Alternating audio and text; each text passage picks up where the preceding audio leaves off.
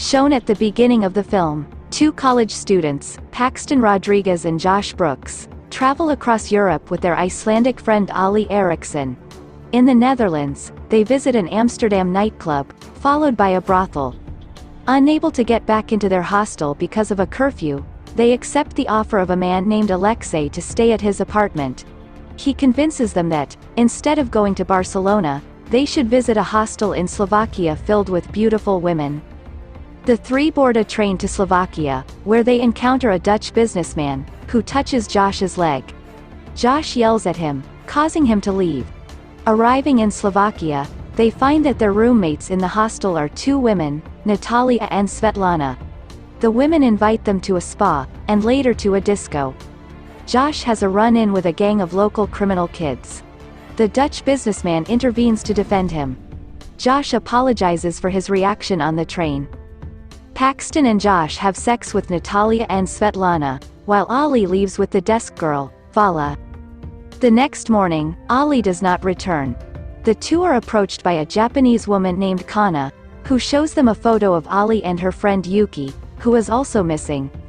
Elsewhere, Ali has been decapitated, while Yuki is being tortured. Josh is anxious to leave, but Paxton convinces him to stay one more night with Natalia and Svetlana. Both women slip the men tranquilizers. Josh faints on his bed. The ill Paxton ends up locked in the pantry. Josh wakes up in a dungeon-like room, where the Dutch businessman begins maiming him with a drill, making holes in Josh's body, slicing his Achilles tendons, then slitting his throat. Paxton wakes up in the disco and returns to the hostel, where he learns that he had supposedly checked out. He is greeted by two women who invite him to the spa. Suspicious, he locates Natalia and Svetlana. Natalia takes Paxton to an old factory, where he sees Josh's mutilated corpse being stitched together by the Dutch businessman. Two men drag Paxton down a hallway, passing by several rooms where other people are being tortured. Paxton is restrained and prepped to be tortured by a German client named Johann. While cutting off a few of Paxton's fingers with a chainsaw, Johann unintentionally severs his hand restraints. Johann falls over, accidentally severing his leg with the chainsaw. Paxton shoots Johann in the head with a gun. He then kills a guard, changes into business clothes, and finds a business card for the Elite Hunting Club, an organization that allows its clientele to pay to kill and mutilate tourists. Paxton also discovers Kana, whose face is being disfigured with a blowtorch by an American client. Paxton kills the man and rescues Kana, and they flee in a stolen car, pursued by guards. Paxton runs over Natalia, Svetlana, and Alexei, killing two of them while the pursuing car finishes off the third.